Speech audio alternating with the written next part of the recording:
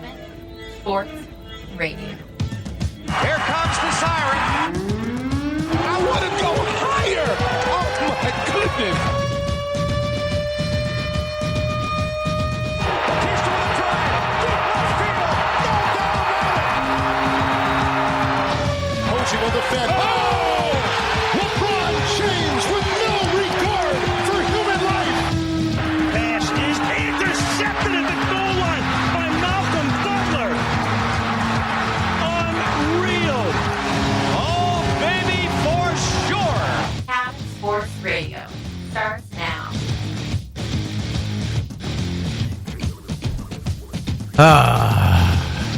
Here we are.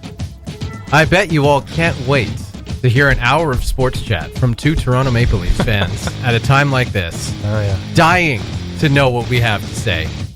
No doubt. They've already heard it, but we're doing it again.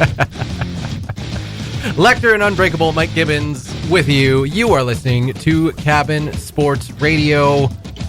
Yes, the first round, not even the first round. The Leafs didn't even make it No, to they the didn't make first the round of playoffs. the playoffs. We can't Yeah. even say another first round exit. Yeah. You can't lose to Boston if you don't make it to the playoffs.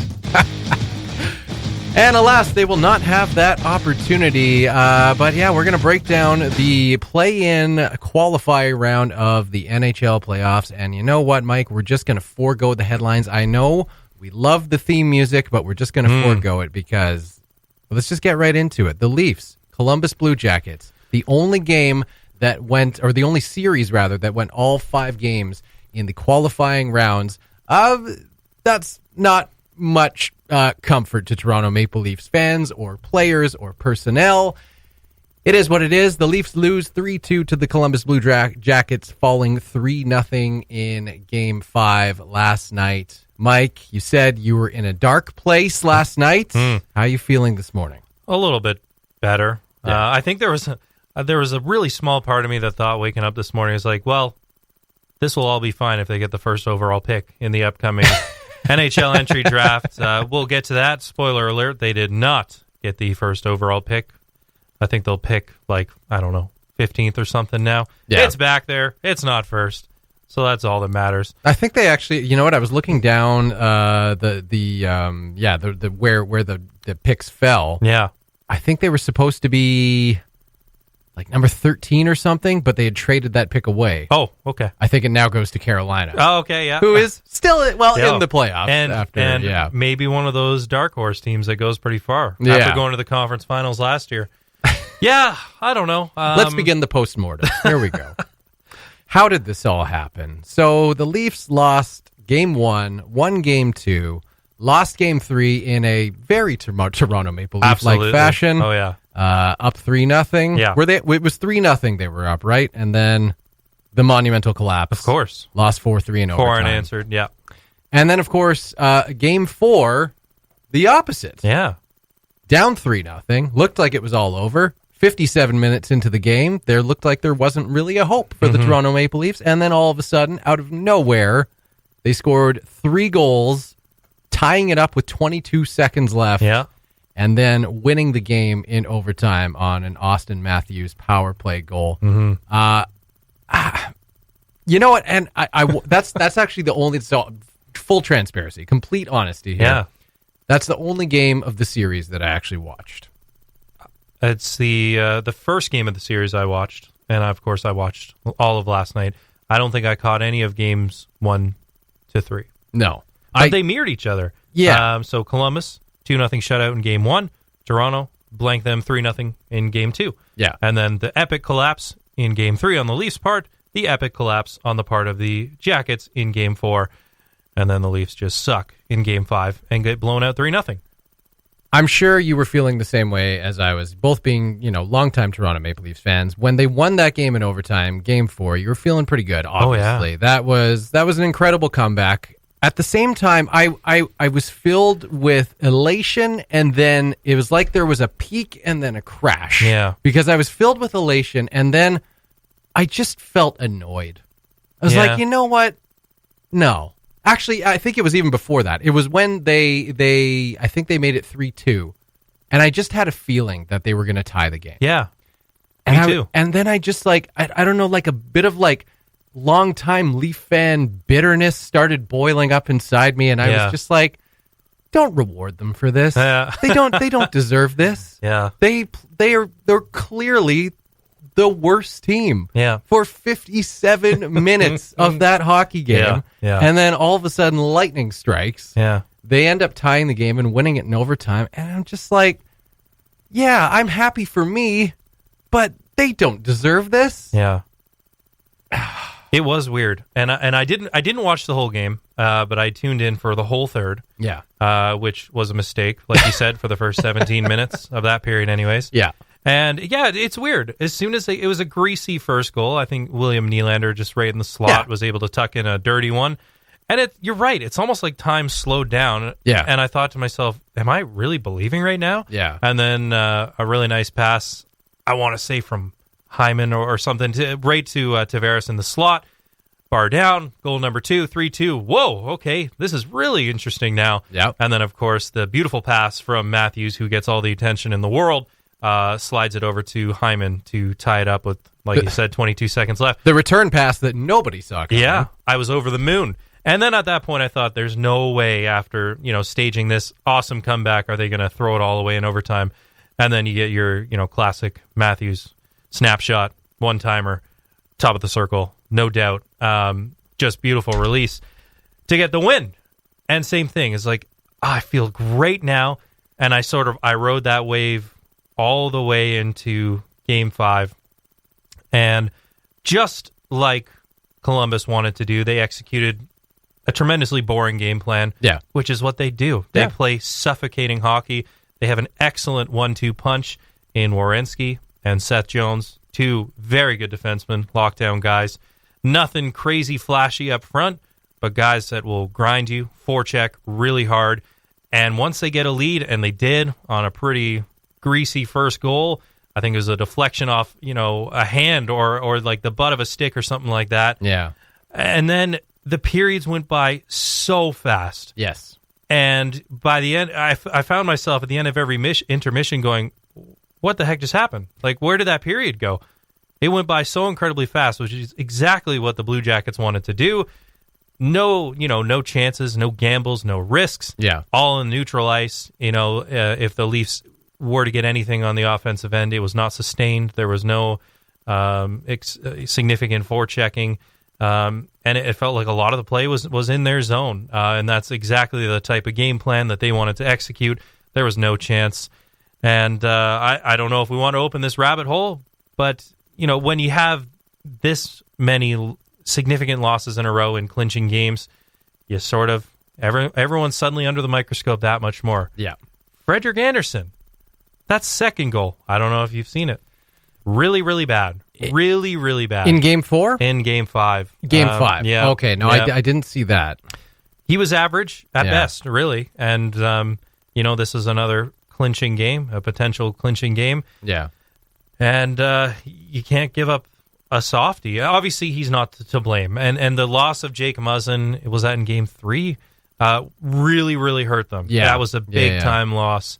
You knew they would feel the effects of that. Probably their best shutdown guy, certainly the biggest their only present shutdown guy. Yeah. I mean, Morgan Riley had a really good game, Game 5.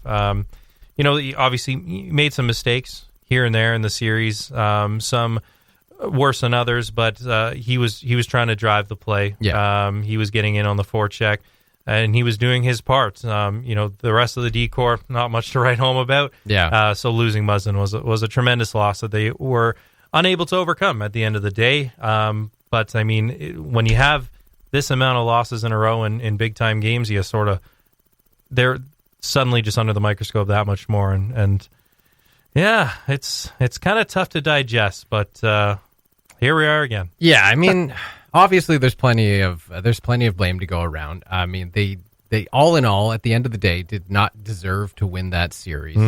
Spectacular comebacks aside, they didn't play good hockey for basically that entire game. In fact, there was on the third goal when Columbus went up 3-0. I was watching with Dave Hurley and Jay Bear. Yeah, and we burst out laughing because it was so pathetic. Yeah. They just looked completely clueless. Morgan Riley had the puck. There was 2 Leafs that were kind of looping around him, trying to set up a breakout. Yeah. Columbus was just basically standing there watching them, being like, okay, are you guys going to move the puck up ice? First pass, picked off. Yeah. Columbus, Boone Jenner goes in on a breakaway, scores. Yeah. And we just sat back and laughed. Yeah. Like, that was so ugly. Yeah. And, of course, we assumed that was it at that point. That was the end of the Leaf season. By all rights, it should have been. But nevertheless, they came back, made a fantastic comeback in Game 4. All for naught in Game 5. And we said coming into the series that was going to be, can the Leafs explode offensively, which we saw in a 3-minute span. We did see that explosion capability. Will that be enough to overwhelm the Columbus Blue Jackets' stifling team defense? And it was not. The Blue Jackets, save for 3 minutes, played some of the soundest hockey I think I've ever seen. All credit to, they've got a fantastic roster. They've got a great team there. Probably an underrated team at the end of the day. I don't think we were really giving them as much credit as we probably should have. And they've got a veteran coach in John Tortorella who knows his team and he knows how to motivate his guys. That's what he's done throughout Jack Adams candidate. Exactly. That's what he's done throughout his career. He knows how to get the best out of his players. Love him or hate him, he gets results. Yeah. And lo and behold, end of the day, the Columbus Blue Jackets are on to the actual playoffs. Yeah. And they'll start off with a bit of a test. Yeah. And a bit of bad blood. I know. To remake the Tampa Bay Lightning. They will face in the first round. Of course, remember, Tampa Bay was a juggernaut last year and then were swept in round 1 by these not quite same Columbus Blue Jackets, but this team from Columbus nevertheless. I wanted to mention a bit more about John Tortorella, though. We're going to end off the show.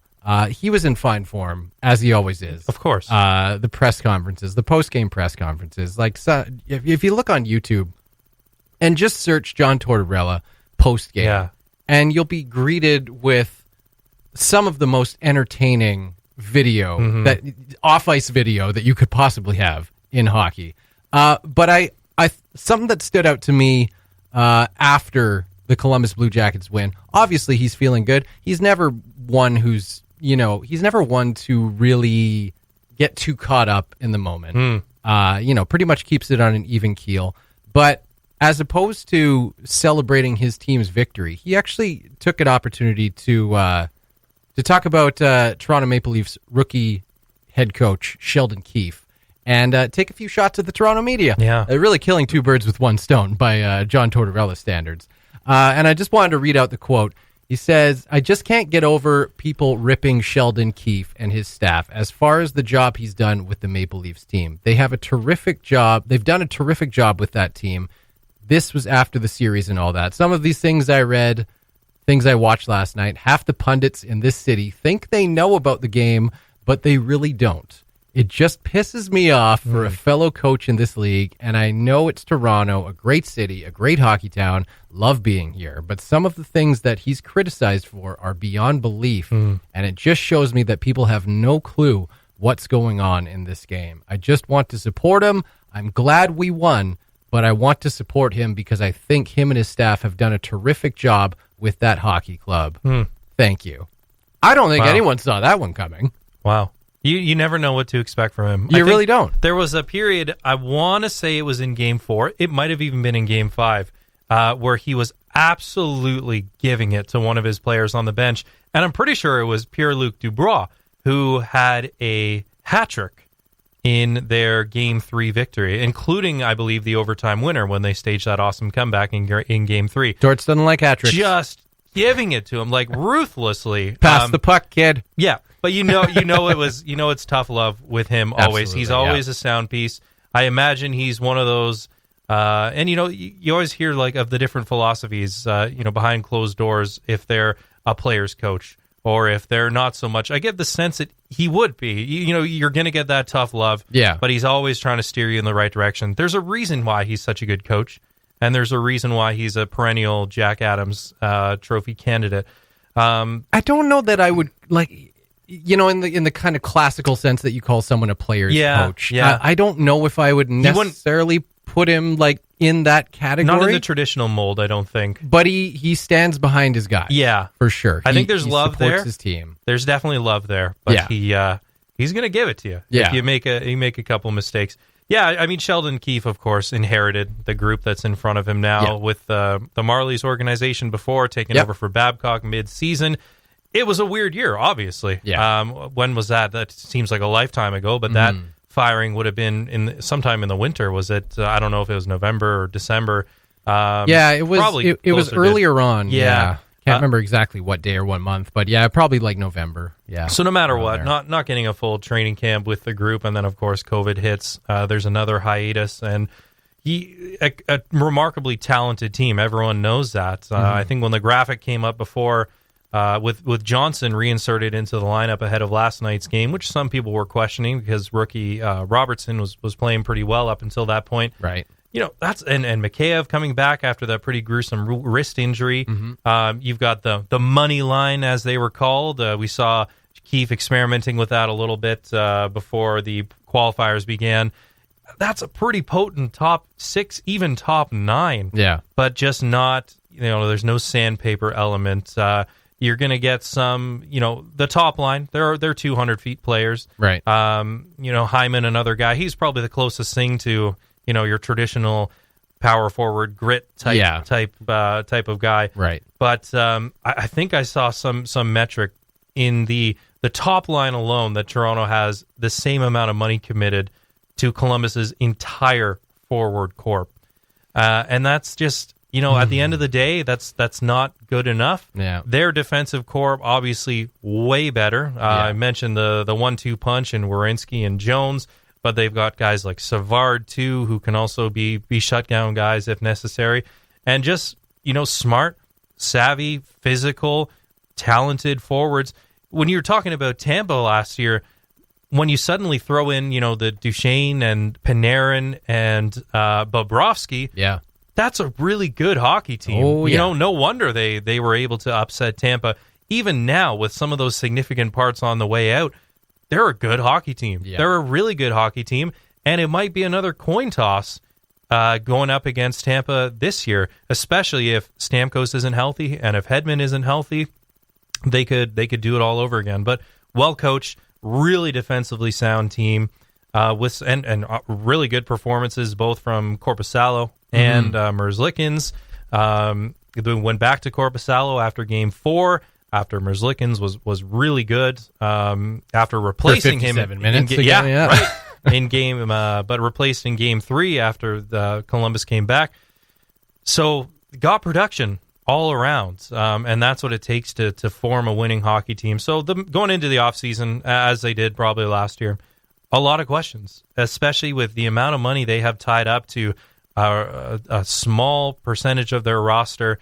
How much flexibility do you have? CC's walking, Barry's walking. Spezza, another UFA, who dropped the gloves in Game 4 to get the. How great was that? That was awesome. Not a great fighter, but that was awesome. But he was throwing. That was a veteran move, and he got the guys fired up. That's exactly what you needed to do in that moment. But again, another huge question mark. Could you imagine if they got the number 1 pick? Obviously, didn't go their way, but. It really makes you question the direction of the club, the commitment to analytics, and just the general overall makeup. You have to. It feels like there need to be some seismic changes, and maybe even one of the top 3 are not untouchable anymore. And there's going to be optics challenges with, are you really going to trade? But I should say I'm not aware of any. No movement clauses. They could very well be in there, but I'm pretty sure Tavares has one. Yeah. I'm not sure though. But it's gotten to that point really where that's the sort of player that needs to be moved if you want something of significance in return. Right. The Nylanders, the Johnsons, the Kapanens, you figure they're all but gone. Maybe even someone like Hyman. I don't know. Yeah. But suddenly are the top 3 are they untouchable anymore? I don't know. Yeah. And we'll find out. Yeah, I mean, for me, I think Austin Matthews, Mitch Marner, and John Tavares are still three that you're not really looking to move. Yeah. If someone was to offer you something, like a top two defenseman in return for one, obviously that's still their biggest need. So it'd be hard not to consider it. But yeah, I think you probably hit the nail on the head that it's more like the 4, 5, 6 names that you see on the Toronto depth chart that there's going to be a shakeup because this is a step back from last year. You obviously in the off season, this last off season, you had the big move was the Nazem Kadri trade, which was in effect to try and address that shortcoming, right? Not having more legit top 4 defensemen. They brought back Tyson Barrie. I guess he called it, slid in kind of nicely as a depth forward. Yeah. But I mean, they needed that top 4 defenseman. They thought Tyson Barrie could be that guy.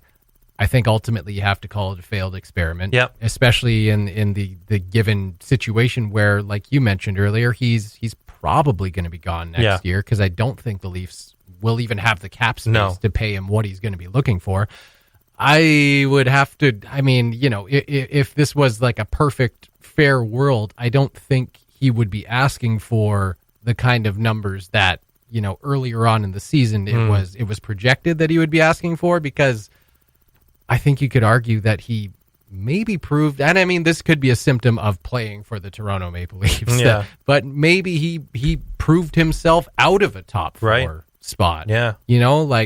It really depends on the situation, the team that he would be going to.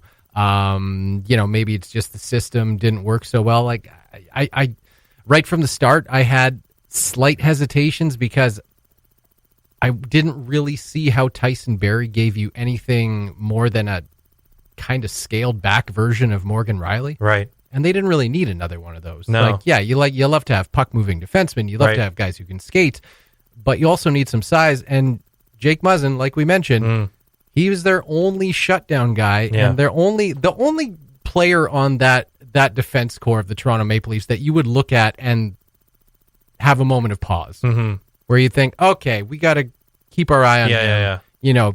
Don't have your head down around Jake Muzzin because you're going to pay for it. There's not a single other player on that defense core that makes anyone think twice about how they're playing against them. And that's what they need to address more than anything. They need, and even up front, they need more sandpaper. That's just kind of what it comes down to. They've been beaten by it 3 years in a row now. So you have to think that changes are coming once again for the Toronto Maple Leafs. But enough about the Leafs. Yeah. We could honestly talk this entire show, and I've already probably talked too long about them.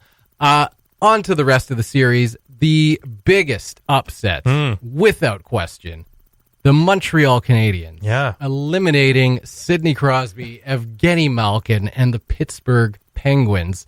This is something that we both kind of alluded to. Yeah. I wasn't bold enough to necessarily make a prediction, right? But I did highlight it a couple weeks ago when we were given a little playoff preview of a series that I would feel pretty good about if I was a Montreal Canadiens fan. Yeah. And mostly it rode on Carey Price being healthy, coming in, and perhaps being a game changer in the series, and he did exactly that. Yeah.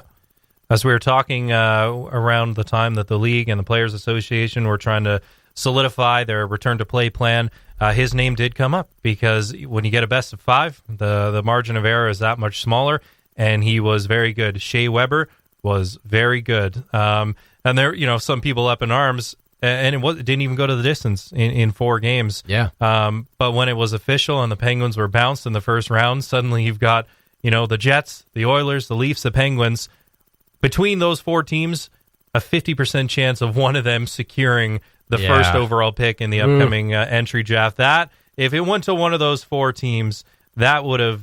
Jets would have been okay. Yeah, what would have been so bad about that? Well, ask Brian Burke. He was rather upset about the model. But hey, ultimately the association and the league agreed on it. It was set in stone by that point. But that was a surprising one to me. Yeah. Between the two, and both 12 seeds advancing in the East and the West, because you got Chicago on the other side. Yeah.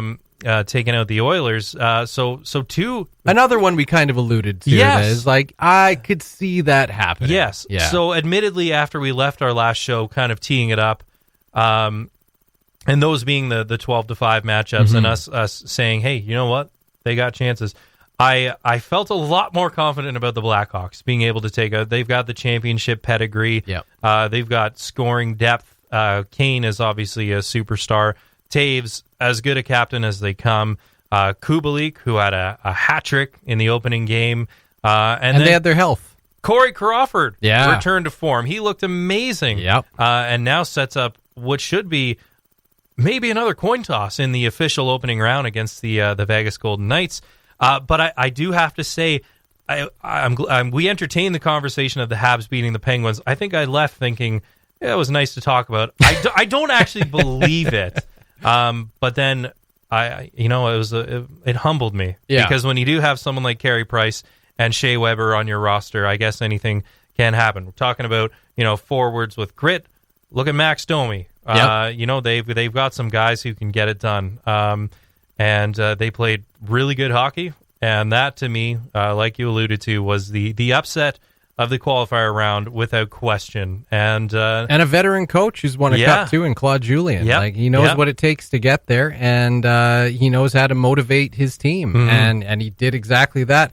I think I've established on this show that I'm far too much of a coward to make actual bets of any kind. But that is one. If I was going to put money on any series, it probably would have been the Habs upsetting the Pittsburgh Penguins. For the Carey Price factor, the fact that why not? Why not when it's coming in after that long of a break? You got anything can happen type hockey. Totally. It's a best of 5 rather than a best of 7 if they could jump on them early. And the Pittsburgh Penguins are traditionally slow starters. Yep. At the start of every regular season, it always seems to take about a month and a half for the Penguins to kind of wake up and find their form again. Usually it's because they're just coming off the back of a long Stanley Cup playoff run, win or lose. But yeah, they always seem to take that extra time to kind of find their footing. They always do eventually in a regular season setting. But that was one that I saw perhaps surprising them. It hasn't inspired me to become more of a bettor. I am still a coward, and I will remain that way forevermore. Elsewhere in the play-in series, the Calgary Flames, of course, eliminated the Winnipeg Jets. They beat them all up. Yeah, took them out one by one. But we won't get into that. The Chicago Blackhawks eliminating the Edmonton Oilers, the Vancouver Canucks. This is actually another one that I would have put money on. The Vancouver Canucks eliminating the Minnesota Wild in 4 games. The Arizona Coyotes taking out the Nashville Predators. I alluded to a couple weeks ago, Pekka Rinne being a little bit of a choke artist in crucial situations. Yeah. You could argue that he did that once again. Nevertheless, the Coyotes headed to the actual playoffs. The New York Islanders eliminated the Florida Panthers. I don't think anyone was surprised by that. And the Carolina Hurricanes, no surprise, but maybe just a surprise that it was a sweep, taking out the New York Rangers. However, it's not all bad for the New York Rangers. That's right. As earlier this afternoon, the news broke. The NHL Draft Lottery first overall pick, the New York Rangers. Yes. And you will undoubtedly see Alex Lafreniere being the first overall pick. Welcome to the big stage, kid. Yes. 6'1", plays a power forward game, lit up the queue. So he'll slide into a very formidable. They were already pretty exciting. And for me, this one was a bit of a coin toss between the Hurricanes and the Rangers, but I think I did allude to it last week that I would bank on the Hurricanes being one of those dark horse teams. Right. But look at the firepower, right? You've got, and I know they've got things to work out in the crease. There was a really sad graphic of Lundqvist sitting on the right because he's not getting those minutes anywhere. Yeah.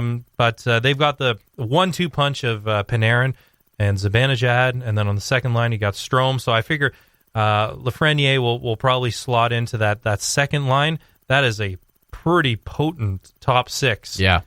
For a team that's not even. You'll remember, I think it was 2 years ago. Was it Glenn Sather wrote a sort of an open letter to fans that, hey, we're rebuilding. He didn't say the R word, but Right. he said we're committed to getting back to our winning ways, but it may take time. They're rebuilding, right? Yeah. Now, and especially with COVID-19 and the restart, we had a lot of teams like the Penguins, the Leafs, the Rangers, who typically would not be in the lottery Right. draw. Yeah. The Penguins were on pace for a 100-point season or something like that, and they had as good a chance as anyone in that top 8 of A bit securing the silly. tops, right? Yeah. But now it goes to a New York team who is not rebuilding. They're already sort of back on the up. Yeah. Big free agent signing last year, Artemi Panarin, and now one of the most anticipated number 1 overall picks in, probably since Connor McDavid. Connor McDavid, and was it Matthews in the following draft after that? Anyways, people are already pegging him as a generational talent type, a franchise type player. So really exciting news.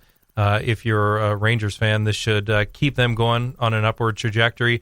Like I said, in the crease, you figure Lundqvist probably his best days may be behind him. Oh, yeah. But they'll make some other commitments going forward. Yeah.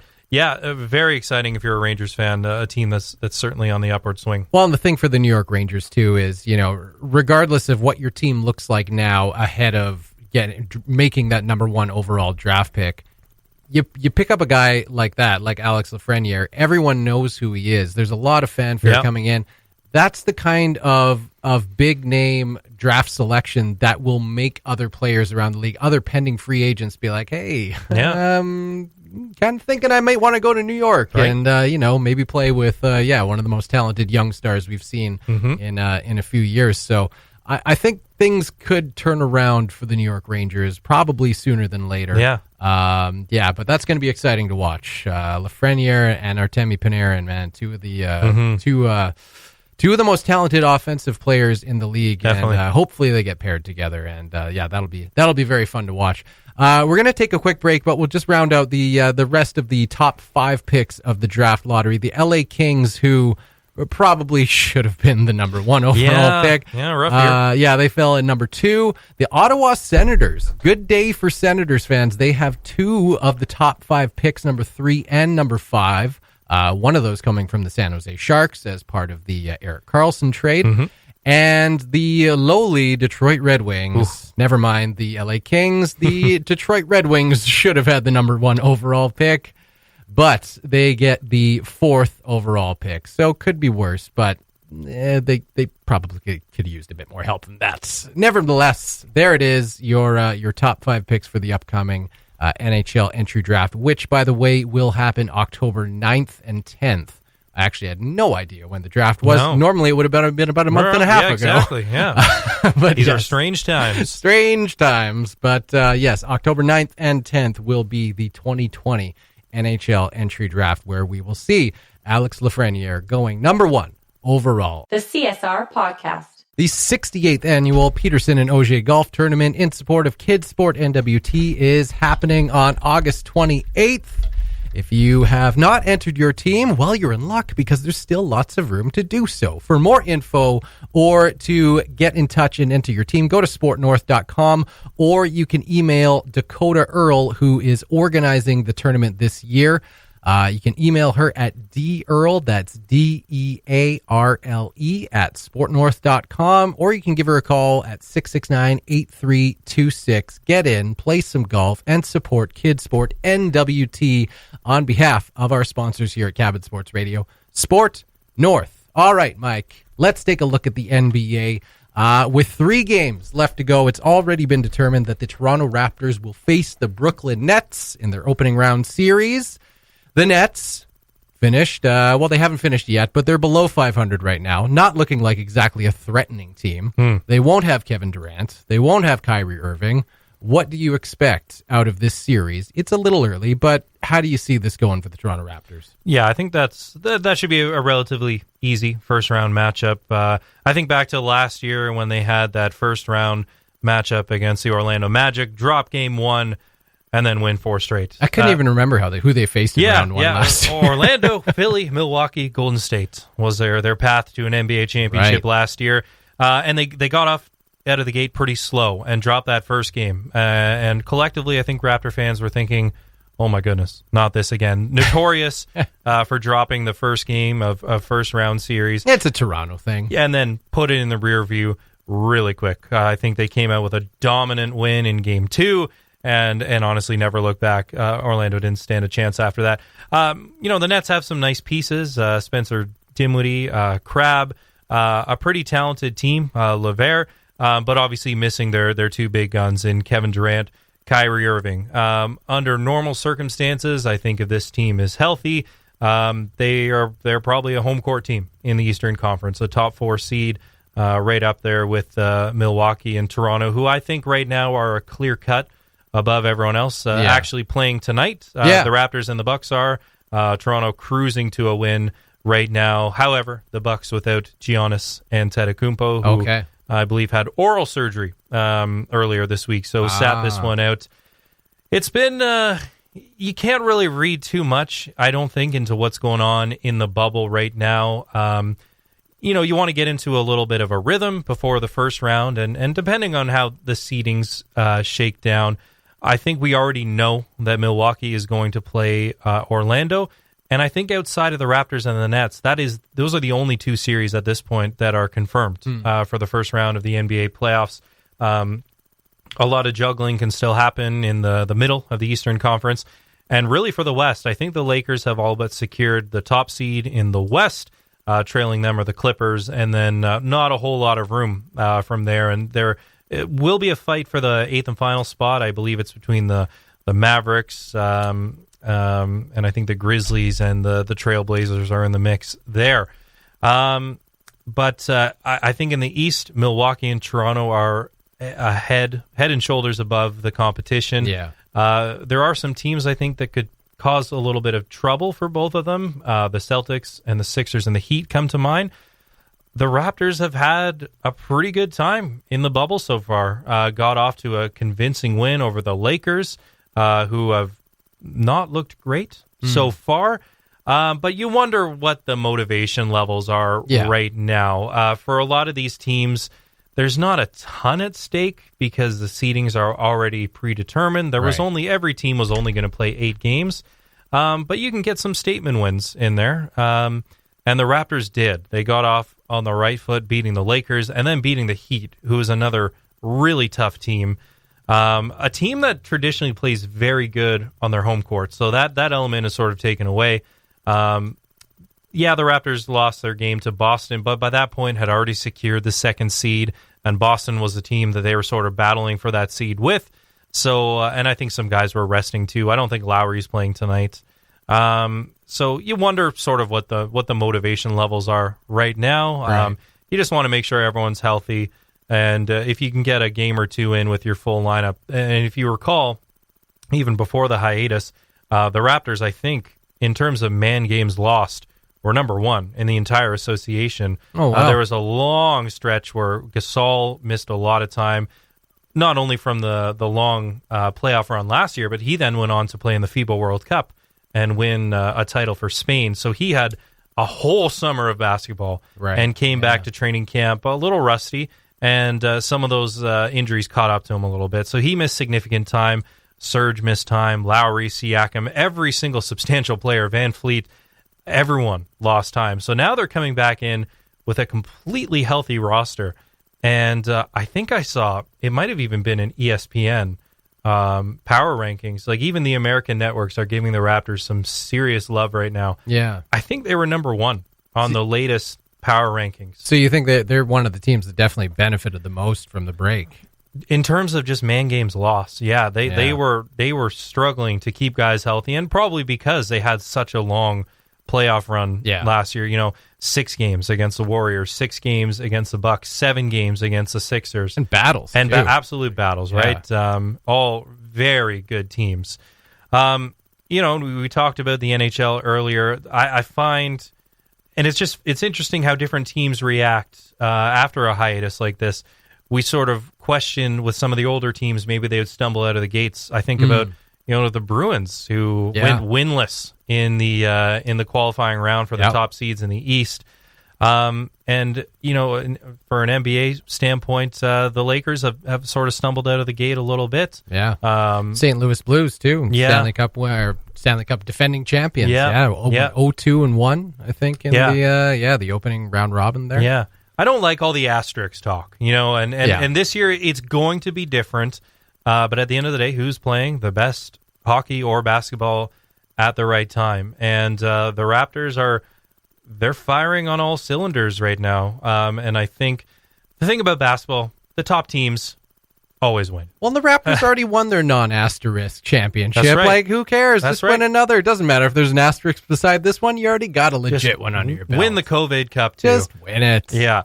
But no, playing really good basketball. And usually, compared to the NHL, not a whole lot of surprise. The top teams are going to win. Right.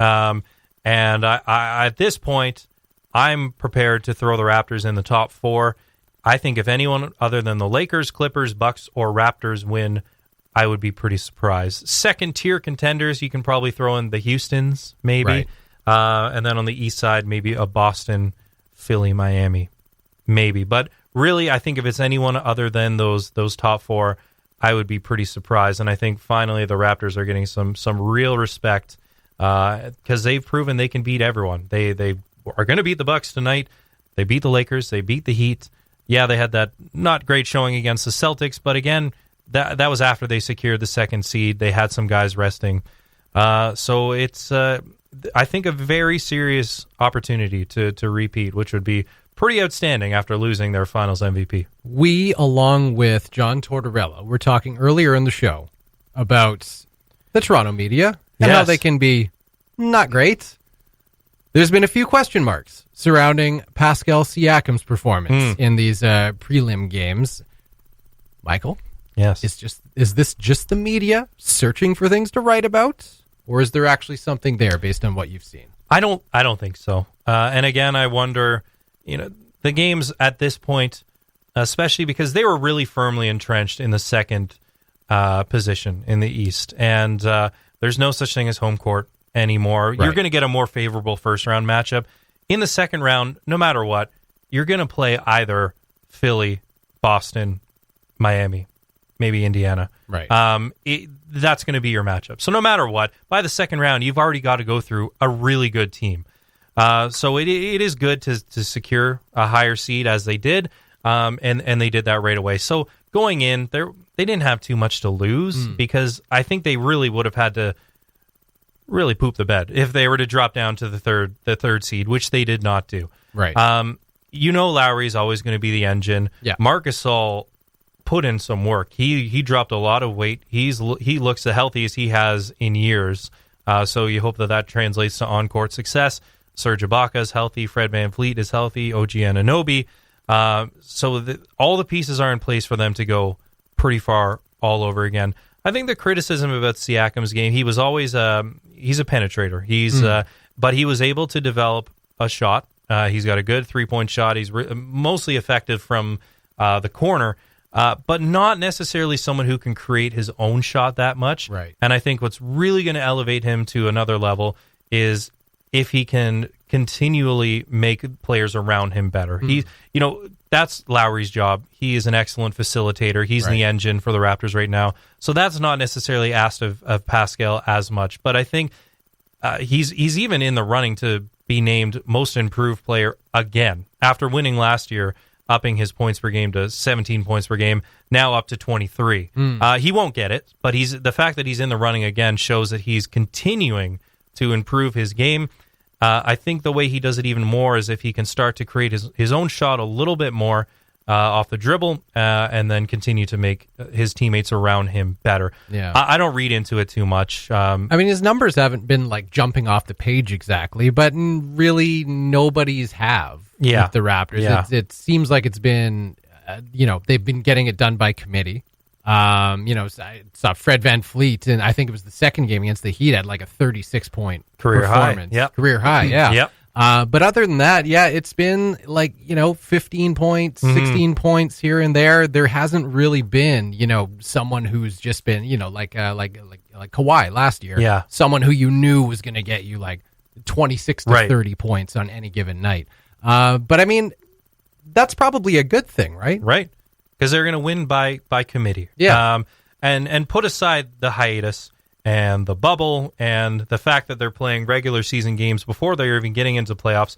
No matter what, everyone's rhythm is going to be out of sync a little bit. But then you factor in the fact that some of these guys might not have even touched a basketball for a few months, and then factor in all the man games lost. So now Nick Nurse is looking at a fully healthy squad, which he hasn't done all season long. So now there's even more tinkering and just getting the right lineups in place. Suddenly all these other assets at his disposal now, which a luxury he didn't have earlier in the season just because there were so many guys out. That's going to take time. And I don't think I read into, if there are continued struggles, I wouldn't read anything into it until we're into games that matter. And we know they're going to play the Nets in the first round now.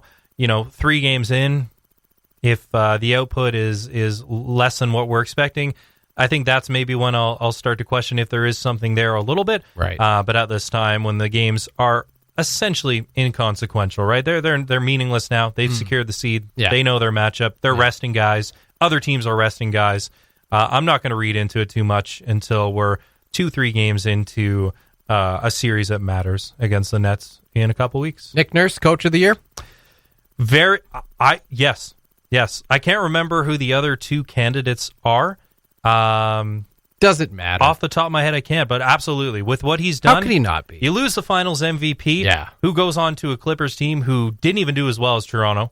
And again, I keep coming back to the man games loss. You don't really have a superstar caliber player. It's by committee. Absolutely. Yeah, Coach of the Year. Right totally.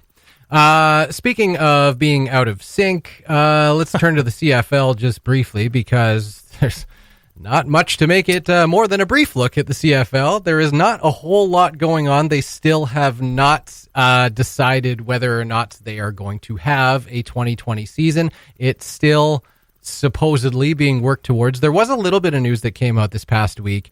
The CFL has received positive signals, let's say. I don't know if it's an absolute approval, but positive signals from the Public Health Agency of Canada, which they desperately needed to get this 2020 season happening, if in fact it does happen at all.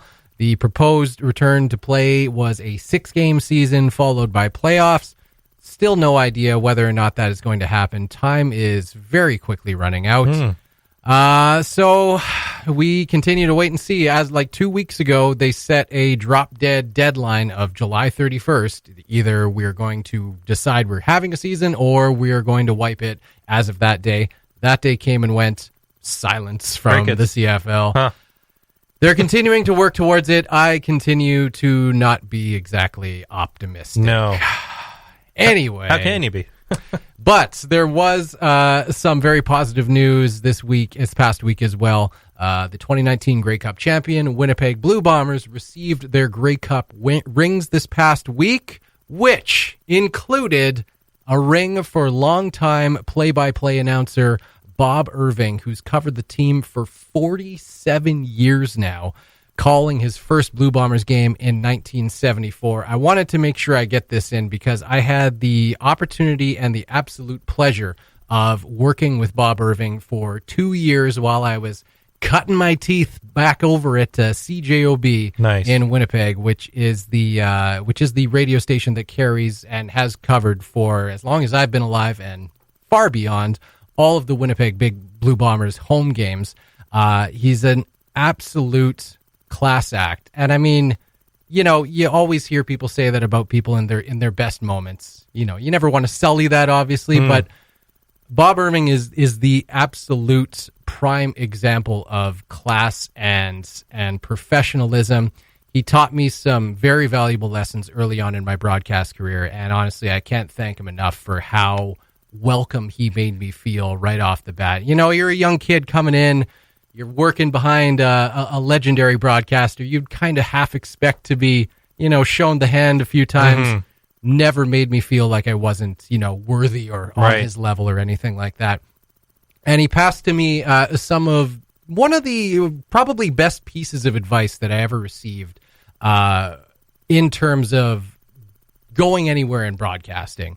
He said that one thing that he always tells young broadcasters is just to be patient. And that is honestly, it sounds like kind of a throwaway thing, but it's the best advice you could possibly give a young broadcaster, because you have got to wait for your break and then you've got to take it when it comes. And I can't thank him enough for giving me that advice and just being an absolute gentleman to me for 2 years. So congratulations to Bob Irving on, yet another Grey Cup ring. He's already had a few, had to wait a little bit longer for this one than he had in the past. But congratulations to the Winnipeg Blue Bombers on their Grey Cup rings. And Bob Irving, the best, without question.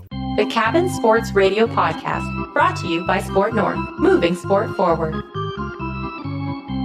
Cabin Sports Radio, brought to you by Sport North, moving sport forward. Just wrapping things up with one last segment. Wanted to take a look. I just kind of got interested in, of course, the top of the show. We talked for too long about the Toronto Maple Leafs collapsing once again, not even making the first round of the playoffs this year, losing out in the prelim series to the Columbus Blue Jackets in 5 games. But there are a number of former Leafs who are moving on, still part of the 2020 NHL playoffs. So I just wanted to highlight them. At center, number 43 for the Colorado Avalanche, Nazem Kadri. I miss Naz. Yeah. Man, I got to say, I'm going down this list, and I'm asking myself, how many guys would you want to take back right now? A handful. Yeah, not more than a handful. I don't do this in like a way of criticizing that the Leafs got rid of all these players. Yeah. Some of them was the right time. Some of them was situational. Yeah. It is what it is. But Nazem Kadri. Yes. I miss him. Naz. Totally. I miss him. Yep. I know, he had those 2 boneheaded first round incidents in a row. That's true. In retrospect, not a good trade. That hurts. I miss the way he plays, man. He's still producing. Also at center for the St. Louis Blues, Tyler Bozak. I miss Bozy too. Yeah, I know. I gotta say, he was a model of consistency for so many years, especially while the Leafs were not a good team. Yeah. He filled such an admirable role as a top line center, even though he never should have been a top line center. Now a depth center for a very good St. Louis Blues team. And a Stanley Cup Stanley winner. Cup champ. Of course, at right wing, the Arizona Coyotes, Phil the Thrill, Phil Kessel. Number 81. Number Still 81. Lighting it up for Arizona with Taylor Hall. Hey, Arizona. Also with St. Louis, and we were talking off the air. This honestly feels like a lifetime ago that this guy was a Toronto Maple Leaf. But Alex Steen, a Toronto Maple Leafs draft pick. I think he started his first season playing on Matt Sundin's wing. That's crazy. Which gives you an idea as to how long ago that was. Just as crazy as the idea of Matt Sundin in a Vancouver Canucks jersey. I refuse to believe it. Speaking of the Vancouver Canucks, you got Josh Levo, who was, I thought, a guy they might have considered keeping around a little bit longer, a little bit of size, a little bit of sandpaper, a little bit of weight up front, but nevertheless, part of the Vancouver Canucks now, continues his playoff journey from the Philadelphia Flyers. James Van Riemsdyk. A team I think will go pretty far this year. That guy's got good mitts. A big part of the blue and white while he was here too. He was a great player for us. He put in a couple good years, but went back to Philly and he moves on. You may have forgotten about this next guy. Now he's with the Washington Capitals. He had a couple fairly productive years in Tampa Bay. Richard Panik. Yep. I think he only played 1 year with the Leafs, but he looked okay. And they just kind of tossed him out after that. From the New York Islanders. Yes. Oh, this is one I missed. Totally. Uncle Leo. Totally. Leo Komarov. Yeah. Impact guy. Physical guy. Sandpaper guy. Oh, yeah. Absolutely. Just the kind of forward they could probably use now. Yeah. Just Speaking saying. of sandpaper. Speaking of sandpaper, rounding out your forwards of former Toronto Maple Leafs moving forward in the 2020 playoffs, the truculence of Matt Martin. Oh, yeah. Did you ever have him on your fantasy team? No. He would consistently lead the NHL in hits. Oh, yeah. That's why. And, some leagues will give preference to different statistical categories. That was a good thing to have someone who had a lot of hits. Yeah. he carried it for me. I- He carried the torch for a couple of years. I miss Matt Martin, Physical too. guy. You know? Remember that one year where Mike Babcock was, I don't know, trying to mess with Mitch Marner's head, put him on the fourth line with Matt Martin? Oh, yeah. And they lit it up. Yep. It was great. Yeah. All right, moving to defense, of course, this one's going to bring up, lots of different Mixed feelings. Yeah. Yeah, the Carolina Hurricanes, Jake Gardiner, making his, a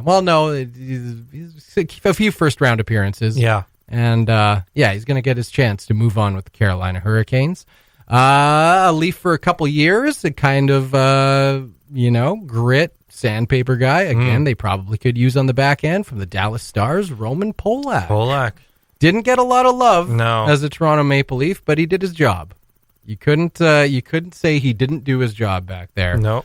Another one that it feels like it's been a while since he was a Leaf, but he had a couple good productive years before being tossed out with the bathwater from the St. Louis Blues, Carl Gunnarsson.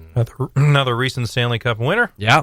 And going over to Central Division. And finally, probably the least impactful player on this roster from the Columbus Blue Jackets. I think he played about 15 games as a Toronto Maple Leaf. Okay. Scott Harrington. All right. He actually came over, if I'm remembering correctly, as part of the trade that sent Phil Kessel to the Pittsburgh Penguins. I think it was Kasperi Kapanen, Scott Harrington, and some player who I think was like the biggest piece of that trade at the time that, he was nothing. Okay. Anyway, and in goal, my boy from the Carolina Hurricanes, James Reimer. Had a great game the other night. He did, yeah. He's splitting the crease with Mrazek in Carolina, forming a very formidable 1-2 punch.